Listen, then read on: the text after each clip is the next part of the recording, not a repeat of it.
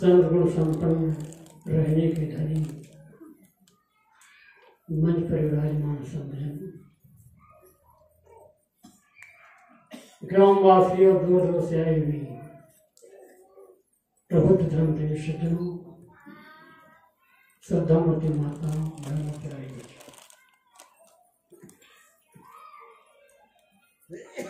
तीन दिवसीय सत्संग कार्यक्रम के अंतिम दिन का सत्र चल रहा है।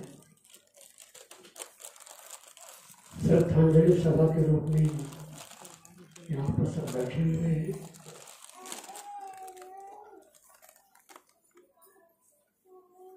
प्रकृति का एक नियम है, उस नियम को कोई टाल नहीं सकता। जन्म हुआ है तो मृत्यु होगी, पक्की बात। सूर्योदय होता है तो सूर्यास्त भी होता है। फूल खिलता है तो मुरझा भी जाता है। दिन होता है तो रात भी आती है। संयोग का वियोग होता है, मिलन का विचरण होता है। जो व्यक्ति इस नियम से परिचित है वो कभी भी दुखी नहीं हो सकता। मरते मरते जग मुआ मुए न जाना कोई, ऐसा होए कि ना मुआ जो बोरी न बना। सामान्य व्यक्ति इस संसार सागर में आए, कुछ वर्षों पश्चात चले गए। सुबह होती है, शाम होती, उम्र भी तमाम होती है। लेकिन कुछ ऐसी विभूतियां होती हैं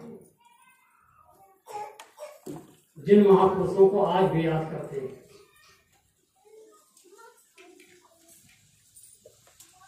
आज हमें इन दिवंगत आत्माएं भक्ति माता, मती माता हेमिल भाई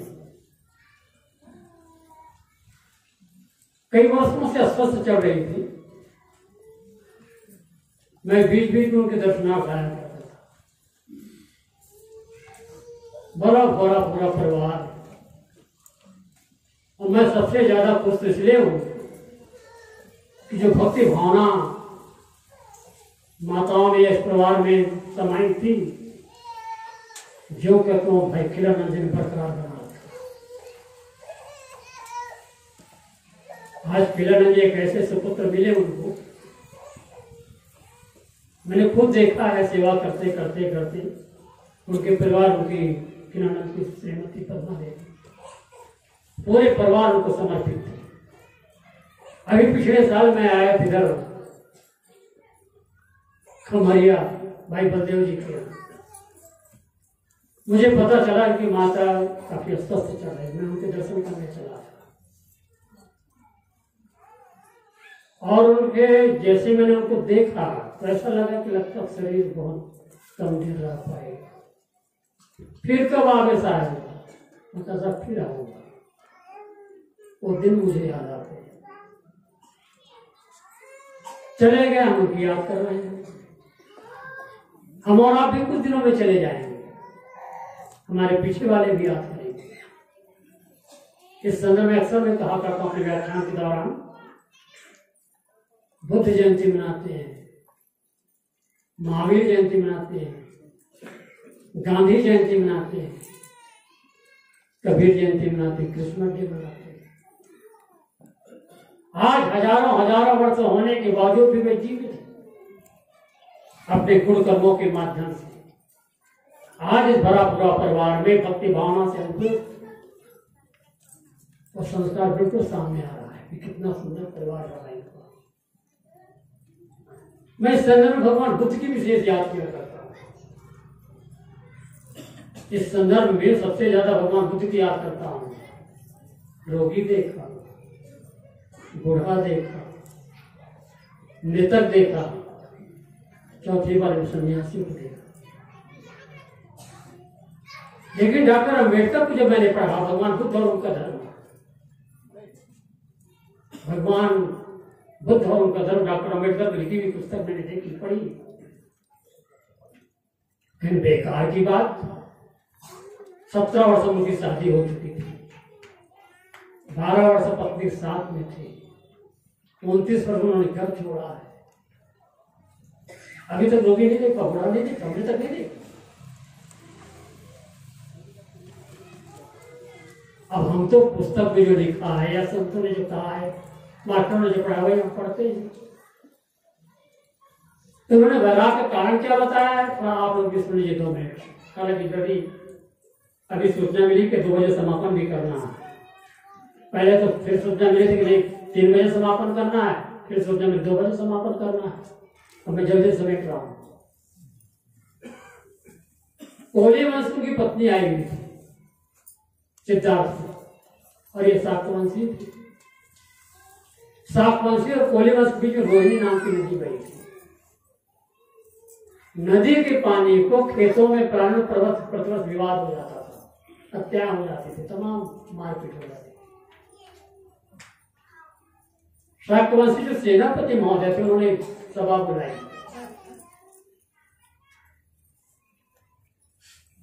और संसद के मेंबर बन चुके थे सिद्धार्थ भगवान बुद्ध। उनसे पूछा गया कि मैं कोहली वंश युद्ध छेड़ना चाहता हूं, कि क्यों? एक बार ठिकाने से उनको रगड़ दें ताकि फिर से सिर न उठाए, हमारे कार्यक्रम मतलब खेत में पानी पड़ाने के हम अपने मन चाह करते रहे।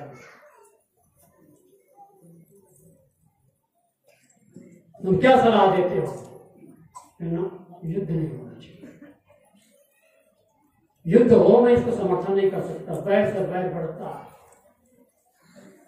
कुछ सदस्य कोहली वंश के ले लें, कुछ सदस्य शाक्यवंशी ले लें, और आपस में बैठ करके कुछ एक विशिष्ट निर्णय ले लिया जाए, और जो सलाह उसको फिर मान्य होना चाहिए।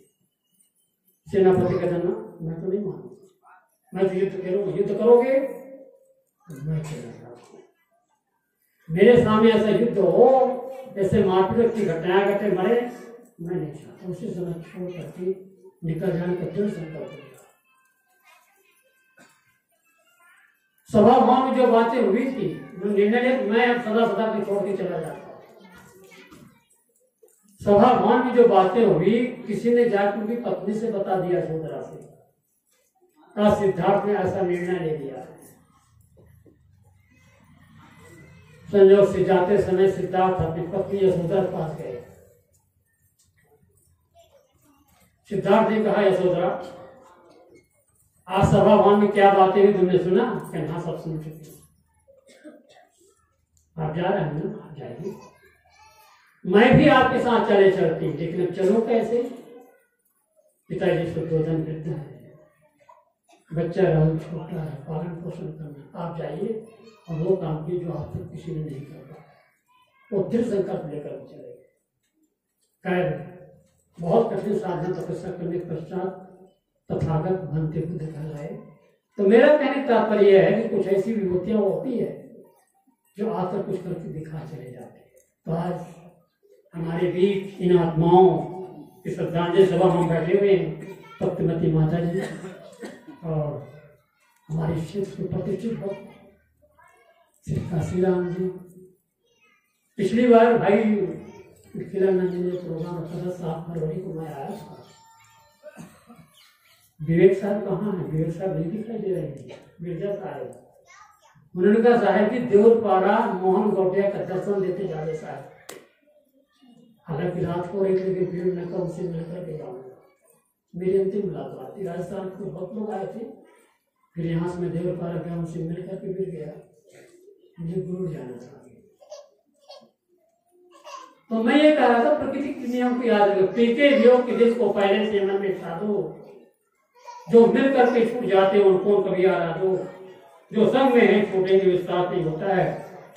दिल को छोटे लगते कोई साथ नहीं होता। संसार धर्मशाला सब्जियों मुसाफिर जो आते ही जाते रहते, कोई छाड़ता नहीं है। मन में संभाल के देखो, 2 दिन की जिंदगी है, या रोज का वो पूरा थक जाता है। तो मैं इस सभा के बीच इन दिवंगत आत्माओं को श्रद्धांजलि समर्पित करता हूँ और अपने साथ अपने वाणी को विराम देता हूँ। बोलिए सद्गुरुदेव की जय।